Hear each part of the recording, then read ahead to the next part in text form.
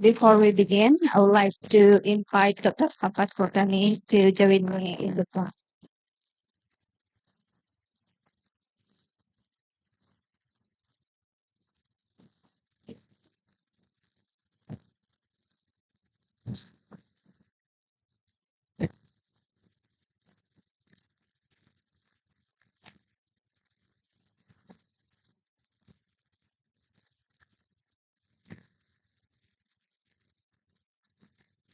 Bismillahirrahmanirrahim. Assalamualaikum warahmatullahi wabarakatuh. Alhamdulillahirabbil alamin wa bihi nasta'in wa ala umuri dunya waddin wa ala alihi wa ashabihi ajma'in. Honorable guests and participants of international seminar, let's continue our session. I'm Nevi Asneta and I'll be the moderator for this session. Before we begin, I would like again to introduce you the speaker. Our speaker for this session is Dr. Hafas Furqani. And as you know, currently Dr. Hafas is the Dean of Islamic Economic and Faculty of Ar-Raniry. Dr. Hafas complete magister and doctoral degree at IIUM, Malaysia. Dr. Hafas has done several research, published some book and article related to this subject. His PhD thesis, philosophical exploration of the foundation of Islamic economic, a philosophical exploration of the discipline, has also been awarded gold medal at the International Islamic University Malaysia Research Invention and Innovation Exhibition 2012. So we got an expert talking in this topic. Today, Dr. Hafas will talk about the philosophical foundation, methodology, institution, and policy development in Islamic economy. Without further ado, I'd like to welcome the speaker to start the presentation. Bismillahirrahmanirrahim. Thank you very much, Dr. Nevi Asneta. Assalamualaikum warahmatullahi wabarakatuh. Alhamdulillah, wassalatu wassalamu ala rasulillah wa ala alihi wa sahbihi wa mawalah. Respected our teacher, Dr. Jasmine Kasman, and Coach Norma, and Coach Guru, also Dr. Asmi, Dr. Ahmad Lubis, and Prof. Irfan Sofidex. Respected also all participants. This is the first session of Islamic economics training that we are going to have for in the next 3 days. So this is the first day. My topic is a bit tough, especially in this session when we are going to have our lunch, and it's something on philosophy. So this topic is basically for Prof. Aslam, for Prof. Aslam topic. But since Prof. Aslam will come and tomorrow, so I will deliver this topic. And to make apologize also if I cannot deliver all the dimension in this title. Because if you see the title, the dimension of the title will be philosophical foundation, and then methodology, and then institutions, and then policy development. So it is very, very tough for me to deliver all these things. Next. Yeah. If we can refer back for Islamic economics as a system or as a science, when it is emerged. So many, you cannot see the slide, so let me just stand it. Many would have agreed that this is the year for the emergence of Islamic economics, not 1976. So 1976. This is the first international conference on Islamic economics. So it's held in Moscow. This is not to say that Islamic economics before 1976. There is no Islamic economics. So many writing on Islamic economics even before this year. And if Professor Najatullah Siddiqui has done a survey over here, and he can trace back the literature of Islamic economics long before this 1976, even during 1940s. Yeah? Even in Indonesia, if we trace our literature on Islamic economic in Indonesia, we can have it goes to 1950s. Yeah? 1950s, especially after the independence of Indonesia. So founding fathers have responded the idea of capitalism, the idea of socialism, and what will be the most suitable economic system for the country. Yeah? So Muhammad Hatta, Safruddin Prawira Negara, and then even Hamka have give some response to the current to the system at that time. So some response from Islamic perspective, we can trace it back to 1950s, even 1940s as well in Indonesia. What will be the mind driven? So based on our readings to the proceeding of that conference, Makkah conference, it said that two main reasons of the emergence of Islamic economy. The first is the practical, so the practical system. So scholars at that time try to respond, try to criticize the practice of economics brought by the colonialism. So some Muslim countries adopt capitalism and some adopt communism or socialism. Okay? So uh, scholars say that this economic is not in line with Islam. So they give critics to the practice of economics at that time. And then the second reason is the intellectual, yeah? Because the participants of the conference mostly comes from the academia who gathered in Makkah at that time. So they give an intellectual response to the capitalists and to the socialists. So if we can uh, make it a solid argument that there are two main drivers, yeah, for the emergence of Islamic economics, namely the practical of economics of capitalist economy, which is not in line with the Islamic principles, and then in the intellectual level, this notion or this idea of capitalism and this idea of socialism is not also in line with the Islamic epistemology or Islamic concept of knowledge. If we try to see what will be the response, yeah, from the community, Islamic economy in the world. During 1960s, during 1960s, uh, up to 1990s. Yeah?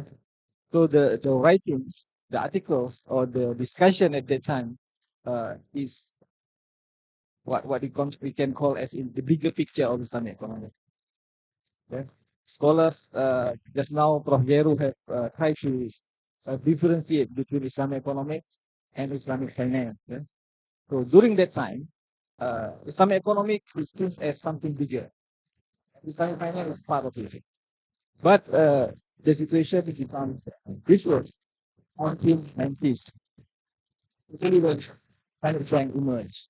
And then Islamic capital market during 20s, 2000s. And then Islamic insurance. And then Islamic eh, yeah, derivative. Yeah. So is Islamic finance become the dominant uh, discussion in the academia? And let's talk about microeconomics, the macro foundation and functioning. So there is a shift in this discussion to make. But when Prof. Muhammad Akram Khan wrote a book, so Akram Khan is one of the founding fathers of Islamic economics. Those who initiate Islamic economics in the 1960s, with this concept of Falah. So after he has about 40 years, he observed 40 years development of Islamic economy.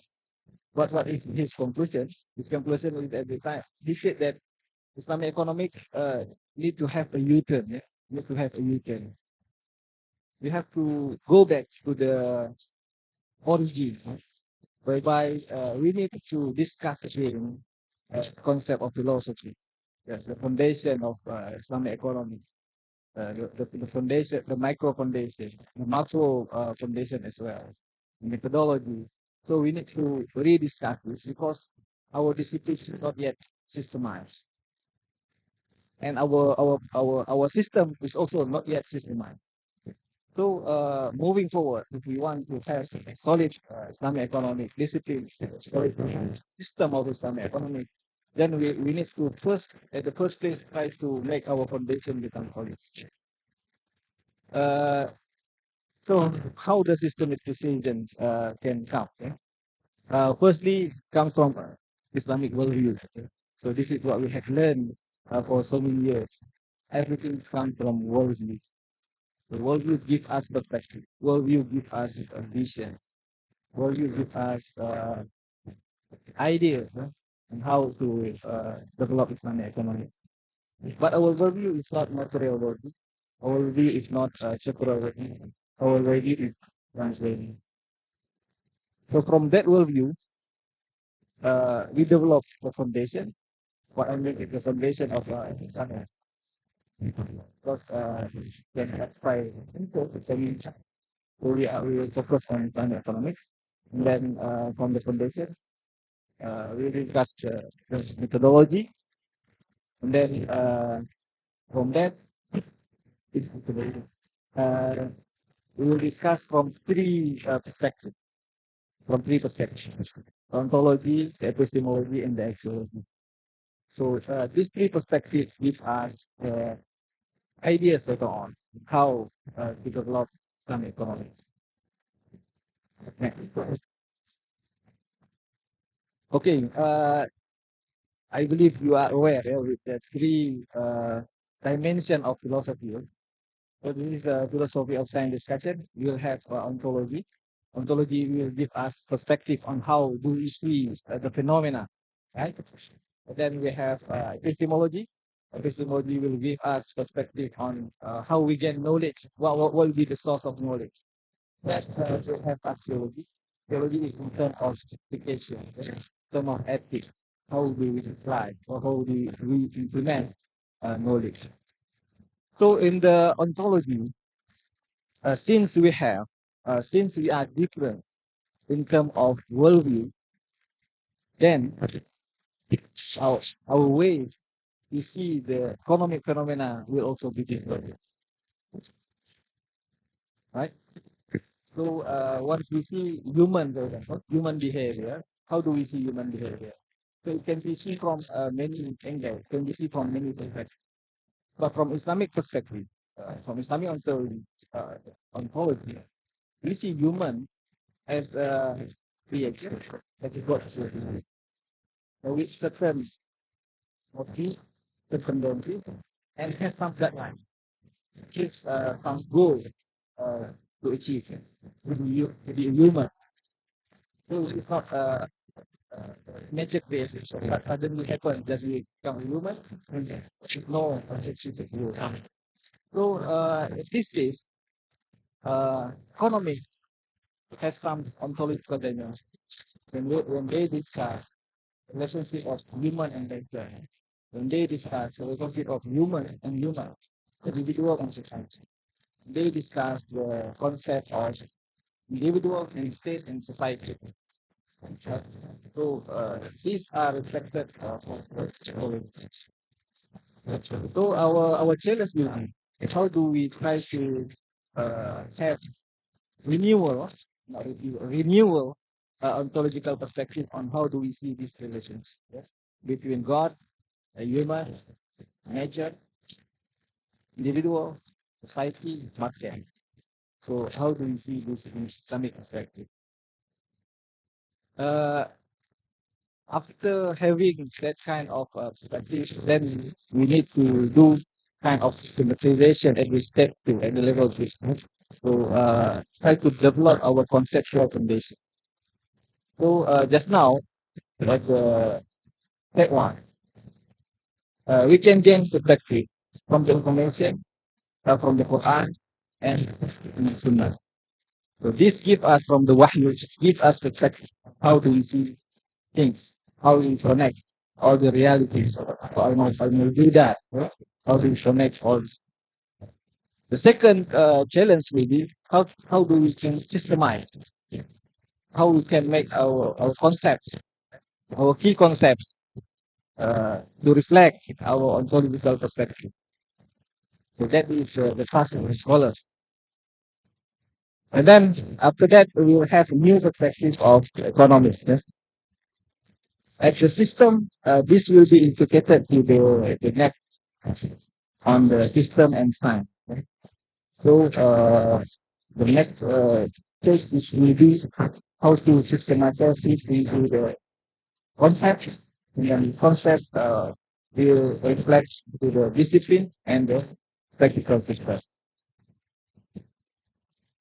So I did a dissertation on this, but I tried to select some dimension. So what I have tried to do is try to observe how Islamic economics give definition, how Islamic economics give definition of Islamic economy, and then subject matter of Islamic economy, subject matter, the object of study, discuss, or Islamic economic we will discuss something else.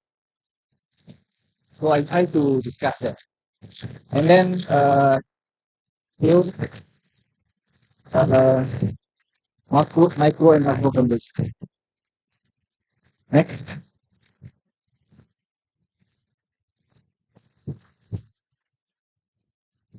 Okay, next the ecosystem renewal balance. So propose the term renewal because some perspective is already there, but some perspective is misconfused. So we have to do a renewal.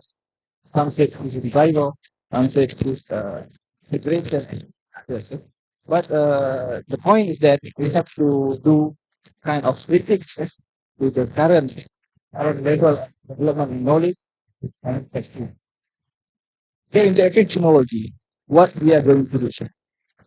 First is we have to develop the purpose later on is to give new approach in economics.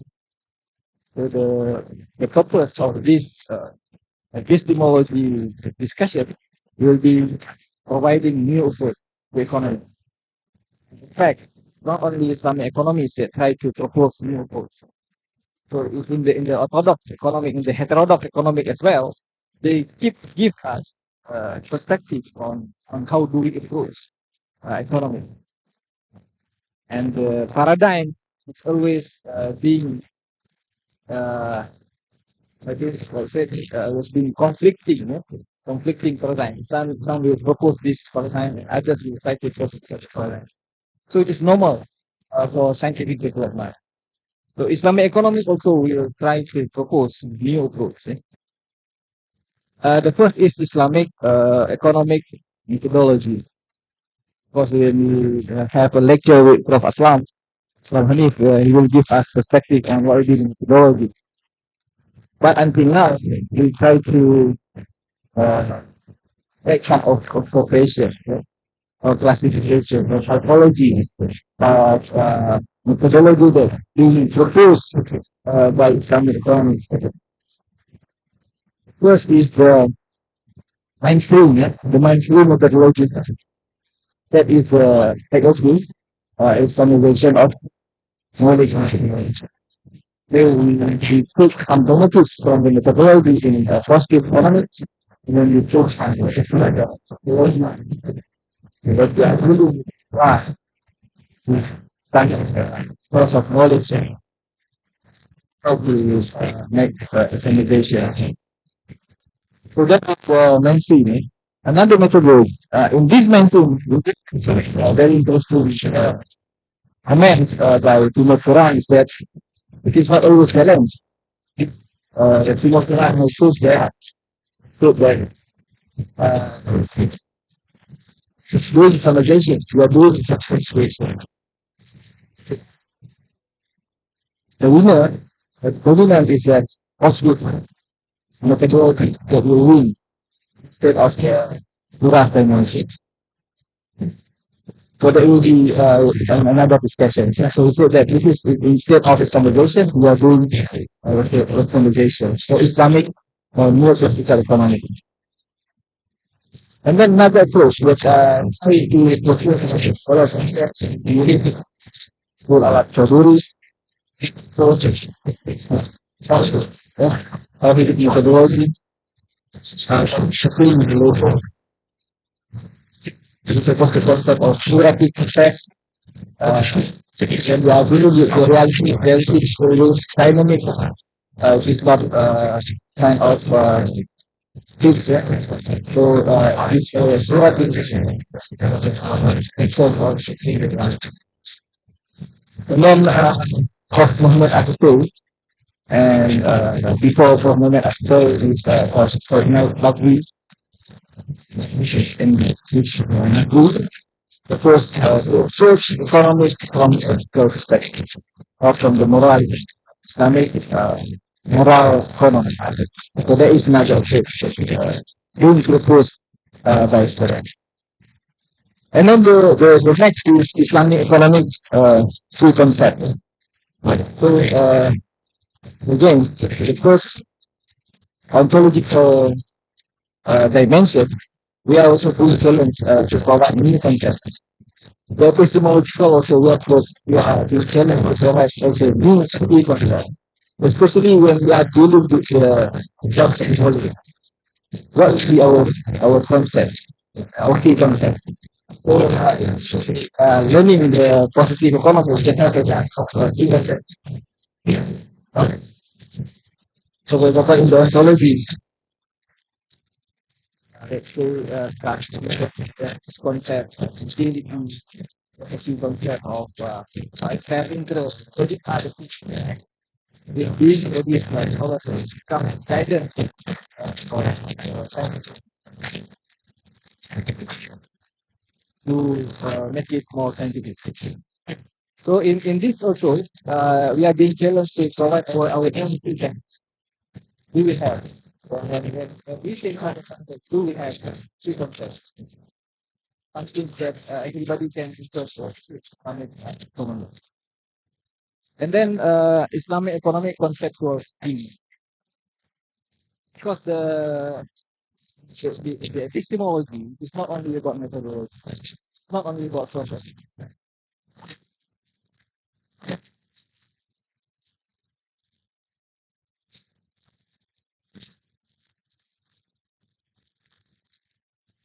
Which will be the teaching question? Which will be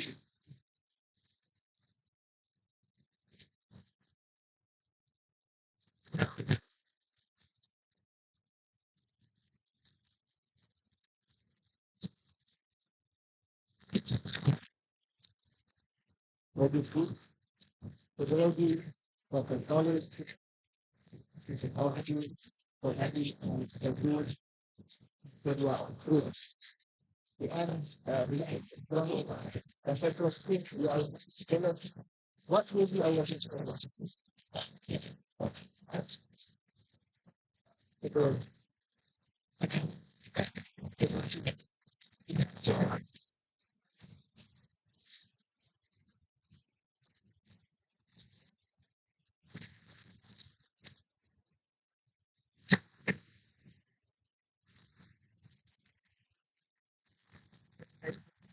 by yeah, first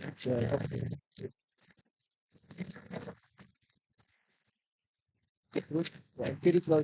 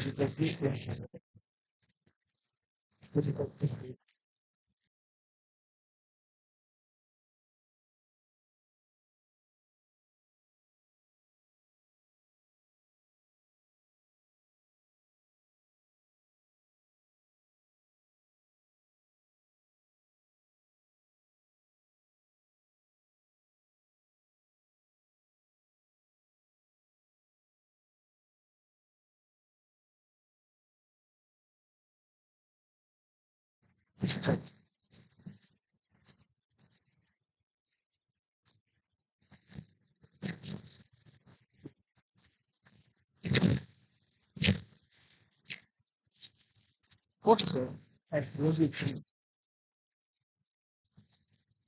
not to have a wedding, which the not about the not to get but with the God, I to really have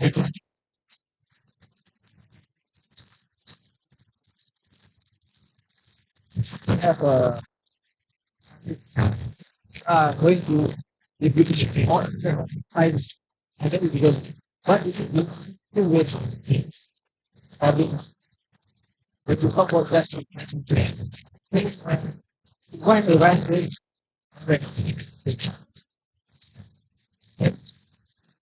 So the second will be how do we use the Islamic values very good. The way as it should be that way. That's when you get all these words we have it. If you try to solve it, it's not positive. It's worse. Maybe try. Look, to because this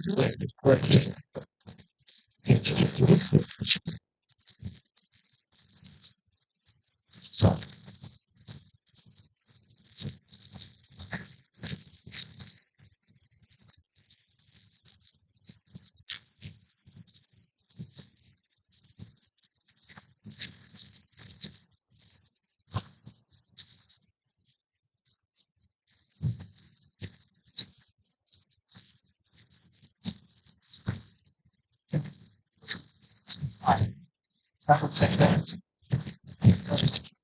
perspective, Islamic perspective always see realities or phenomena in a unity perspective. Yeah? We are not, we, of course, the realities are different, but we are not, we don't want to differentiate the reality. Or we to one reality is annihilate other reality, right? And we don't want to also that we have to reduce all reality to atom realities, which is individual in the case of economic. Getting the service system, getting the nature, getting the society, only seeing it individual. So Islamic perspective is not doing that. So always see something. This is an area which really it's not. I'm using the word and. This is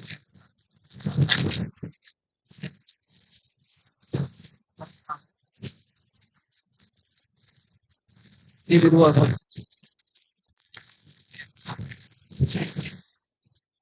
positive positive because economically we always focus on means and on economic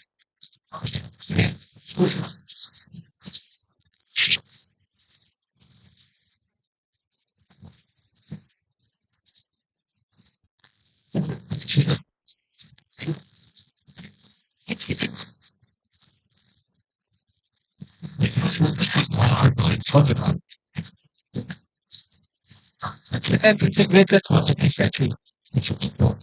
That's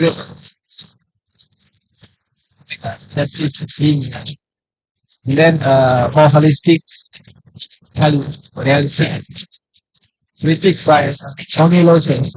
Was the paradox. Economy said that economic is lack of reality because of you cannot see the reality holistic perspective, one dimension. Okay, next.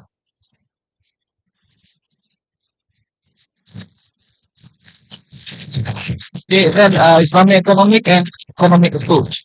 Of course, we challenge in the economic, extreme economic is the methodological one.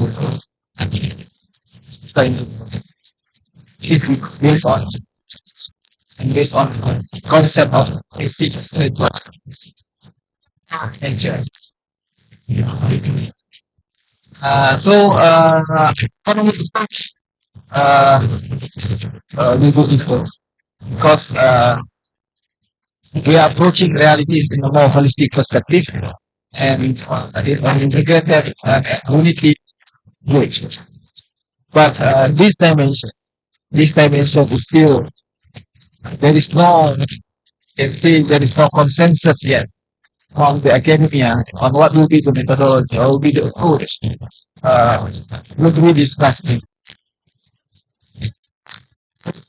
You see that this always it's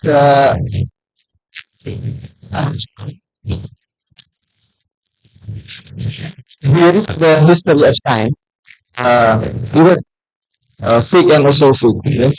Fake is always comes first. Right? Then come first.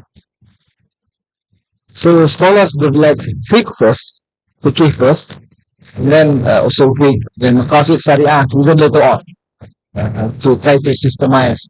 I believe the same thing will happen in Islamic economy. Yeah? So we keep discussing Islamic economy from this perspective, that perspective. But in terms of approach, uh, or in terms of Islam terminology, usul iktisad. Usul iktisad will comes later on. Okay, next. Islamic economic and economic objective. Yeah?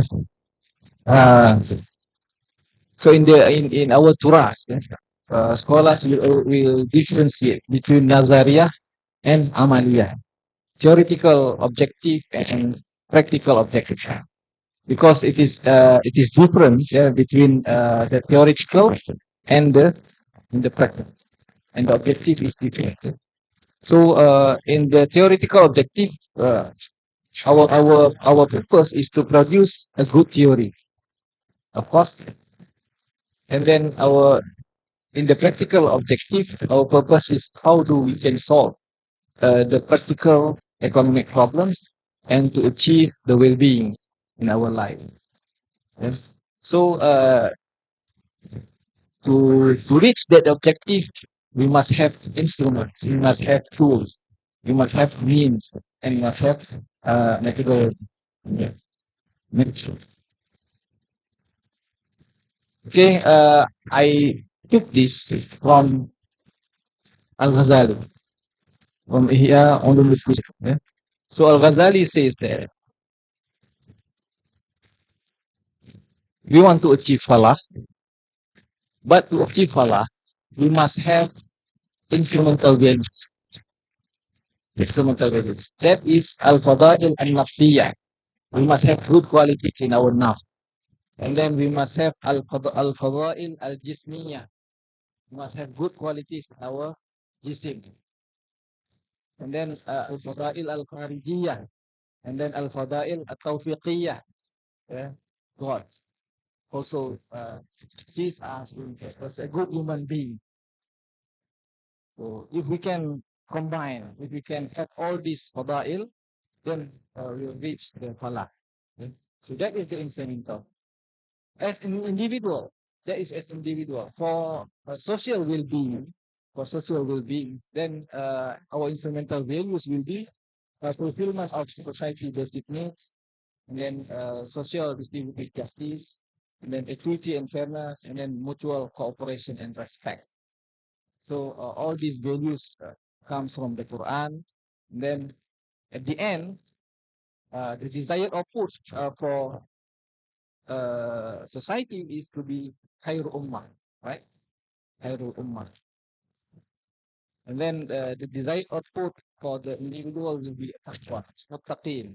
Ya. Khair inna akramakum indallahi atqakum. So the best individual is the muttaqin. So the best society is the khairul ummah. So that is the term used by the Quran. Next, I think that's all for the presentation. We can have some discussion. Please welcome. Assalamualaikum warahmatullahi wabarakatuh.